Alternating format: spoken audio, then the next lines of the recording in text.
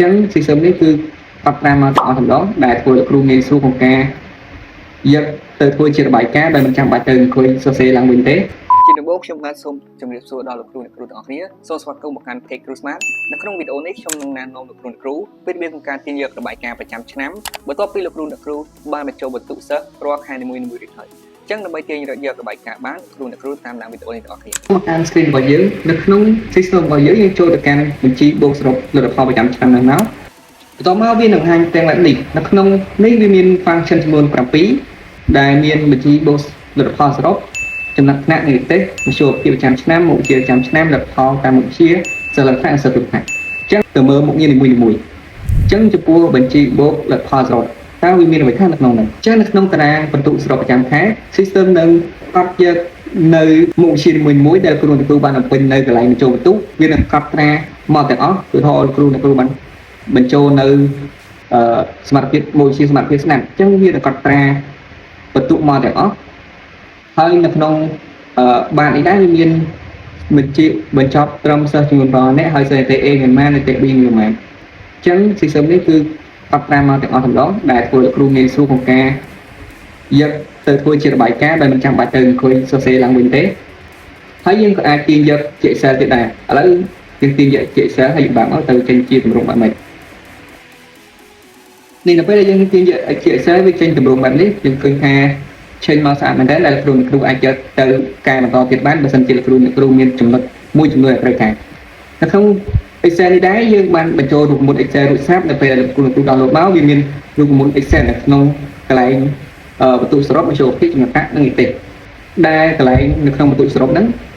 យើងយករូបមន្ត Excel មកស្រាប់ហើយទោះជាលោកគ្រូអត់ចេះប្រើរូបមន្ត Excel ក៏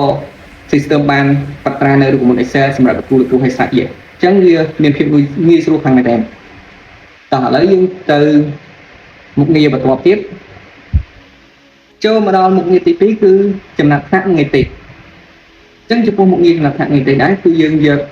នៅរបាយការណ៍ប្រចាំខែនីមួយៗមានចំណាត់ថ្នាក់មធ្យោបាយនីតិហើយនិងអត្រាវត្តមានពីខែវិច្ឆិការហូតដល់ខែសីហាយកមក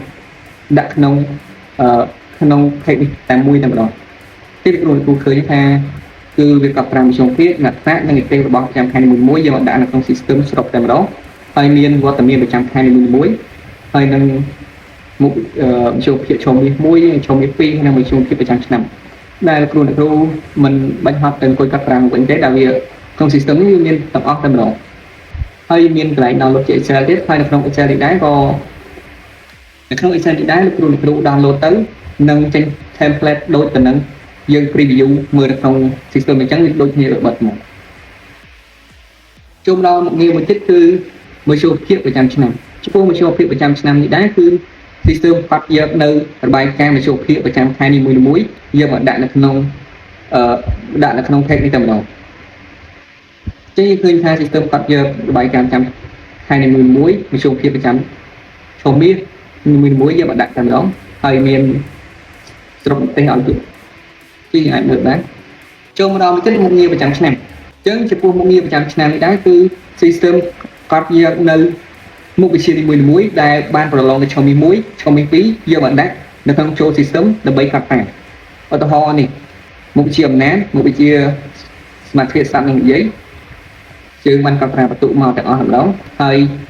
មានលទ្ធផលប្រចាំឆ្នាំដែលមានលទ្ធផលសិស្សឡើងថ្នាក់ឬសិស្សរួចថ្នាក់ទៀតជាងអាចមើលបានចំពោះមុខងារមួយទៀតគឺលទ្ធផលតាមមុខវិជ្ជាចំពោះមុខងារលទ្ធផលតាមមុខវិជ្ជានេះដែរគឺ system នឹងកត់ត្រានៅមុខវិជ្ជានីមួយៗដែលលោកគ្រូបានបំពេញនៅកន្លែងបញ្ចូលបន្ទុកនឹងកត់ត្រាមកធ្វើជារបាយការណ៍នៅសិស្សដែលមានរបាយការណ៍ជានិតិមានមធ្យោបាយសិស្សជាប់សិស្សធ្លាក់សិស្ស ABC ជាដើមឧទាហរណ៍នៅក្នុងមុខវិជ្ជាសមត្ថភាពស្ដាប់សិស្សសរុបបានប្រឡងមាន39នាក់ហើយសិស្សមាន13នាក់ហើយសិស្សនិតិ A សរុបមាន14នាក់ចំពោះមុខវិជ្ជាសមត្ថភាពស្ដាប់ស្រីមានចំនួន5នាក់ហើយសិស្សនិតិ B មាន1នាក់សិស្សស្រីមាន3នាក់អញ្ចឹង system កត់ត្រានៅលម្អិតនៅមុខវិជ្ជានីមួយៗឲ្យគ្រូតែម្ដងអញ្ចឹងហើយគ្រូអាចយកទៅ print ទៅបានហើយ share ជា Excel បានវាមានភាពងាយស្រួលខ្លាំងមែនតើចំពោះមុខងារចុងក្រោយគឺសិស្សឡើងថ្នាក់និងសិស្សទុតិយថ្នាក់អញ្ចឹងចំពោះមុខងារសិស្សឡើងថ្នាក់និងសិស្សទុតិយថ្នាក់ដល់ពេលដែលគ្រូបានបំពេញ បន្ទុកចាប់ពីខែវិច្ឆិការហូតដល់ខែសីហាពោលគឺចាប់ពីដើមឆ្នាំរហូតដល់ចុងឆ្នាំ system នឹងកត់ត្រានៅវា system នឹងបូកបន្ទុកនៅលទ្ធផលប្រចាំឆ្នាំរបស់សិស្សនីមួយៗតែម្ដងហើយយើងមិនដឹងថាសិស្សមួយណាខ្លះសិស្សហើយសិស្សណាខ្លះដែលត្រូវឡើងថ្នាក់ជាងឃើញថាសិស្សឡើងថ្នាក់មានចំនួន39នាក់ជាងយើងអាចទាញយកពី PDF ក៏បានឬក៏ទាញយកជា Excel ក៏បានជាងមានភាពងាយស្រួលផងដែរចឹងចំពោះវីដេអូរបស់ខ្ញុំមានតែប៉ុណ្ណឹងសង្ឃឹមថាលោកគ្រូនឹងទទួលបាននៅចំណុចនេះជាចុងក្រោយខ្ញុំបាទសូមអរគុណសូមជម្រាបលា